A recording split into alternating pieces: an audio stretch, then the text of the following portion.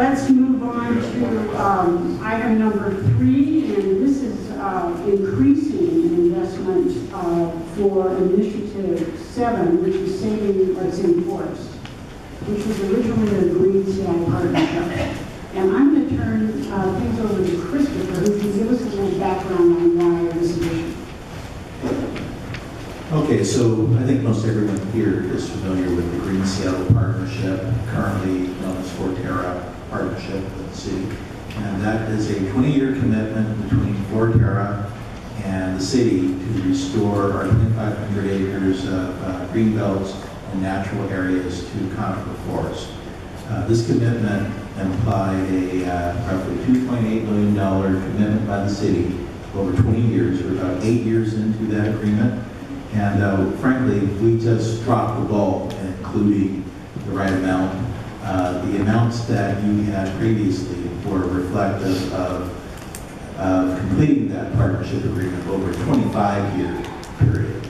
We've since gone back and had discussions with our GSP partners at Forterra, and we sort of come to an agreement that it does make sense to fulfill the commitment and live up to the 20-year agreement. And this additional $1.9 million gets us to a level of funding where we can live up to that commitment.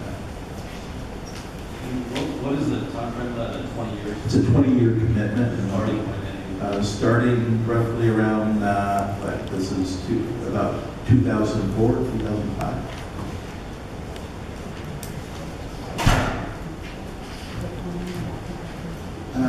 So it actually is an agreement signed by the city, the then Mayor Greg Nichols and Gene Dubinoy at Forterra.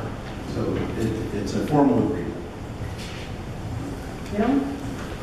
So what's in here says that it's going to create the trail crew, and then the next bullet isn't real definitive. Does this new 1.9 million go with a different pot, or does it support GSP more directly? It actually supports trail crews, and it supports volunteer support. Volunteers aren't free, and we work with Forterra to pay for volunteer coordination. So it's a whole mix of funding priorities. Christopher, do we have a formal, it sounds like it's a formal agreement, so if we don't fund it at a certain level, is there, what are the consequences of that? Well, Other than just good faith? so I think good faith is a big part of this. Also, I think it's important to recognize that Forterra put their funding in up front. They put in $3.5 million to sort of get this started. And the city committed to raising about $2.8 million over a 20-year period. Of course, the economy tanked. We hadn't been able to live up to that commitment. This gets us back on track. And for the decade that's preceded this discussion, we have invested nothing in this state? We had previously not invested anything here. I think the other thing that's important, well, nothing substantial. I think the other thing that's important to call out here is that we have thousands of volunteers out there working in our natural areas and green belts. Not funding this at this level seems to kind of undermine that level of volunteering interest.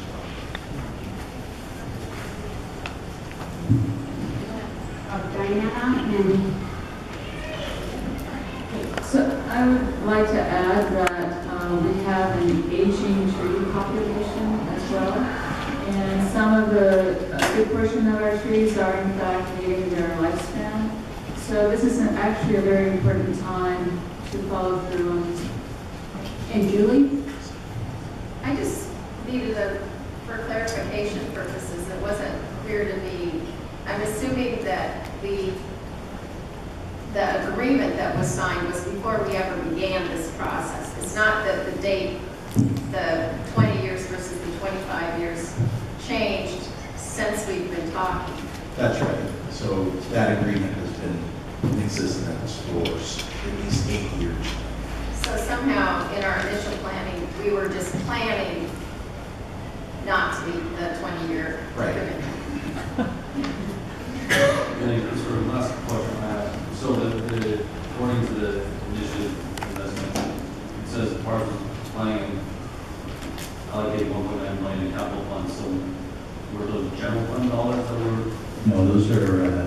CRS region fund developers. One more question. Without this partnership, what would we, I mean, we have a problem with invasive species in our natural lands and in our national park lands in Seattle. What do you foresee would happen? What would be the impact of this work? So I was on a recent trip to the city of Atlanta, and they have this vine that is indigenous to that part of the country that covers houses, forests, whole 9 yards. I mean, our urban forest could be overtaken, and it basically looks like a blanket down there. So, I mean, keeping the ivy out of the forest, replanting conifers in our urban forest provides a sustainable urban forest, and we need that for stormwater mitigation. It is really part of what makes our city a livable city. There are lots of stormwater benefits that accrue to the urban forest and lots of health benefits. Follow-up question. If you were to pay your staff to do this work rather than using volunteers, You know, I've been here long enough to know that, or rather to remember back in the old days when we didn't do any work in the green belts and natural areas because we couldn't get general fund support, and we would go in and remove the occasional couch or refrigerator from the green belts and natural areas, and that really is no way to take care of your green belts and natural areas. I think people are feeling pretty good about this, but I just want to throw in that this is perhaps one of the most successful partnerships operating in the city today, and easy engagement of citizens in this work. And this is like New York City model where forest maintenance programs on the Green Seattle Partnership. And I think it's also important to think about what we've heard again and again and again throughout this whole process. This is really a major maintenance backlog issue. It's very similar to stuff that hasn't been taken care of, that needs to be taken care of, because the longer you don't take care of it, the harder it is to take care of, the more expensive. So time and investment is critical. You lose a lot of ground if you delay this or expand it out over time. So dollars really well invested, something we should all feel proud of.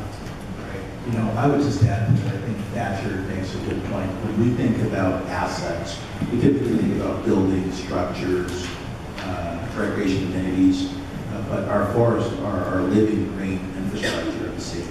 You know, we have this horticultural imperative being a park department to maintain living green plants and forests and that sort of thing.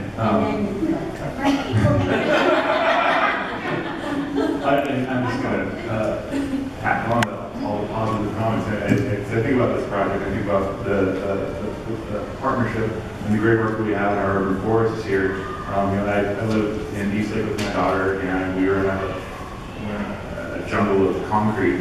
And there's some great education opportunities for kids to go into the urban forest through public schools here. And now she absolutely loves going hiking in the summer. It's like take her to rattlesnake, what have you. And I think it goes back into keep people active from young kids all the way to older adults and stuff. I love the forest, and I love that we're looking at investing in the assets that we have. Yes, well, I think everybody's ready to vote. I see thumbs up. People are thanking me. All right, we're going to take a vote. All in favor?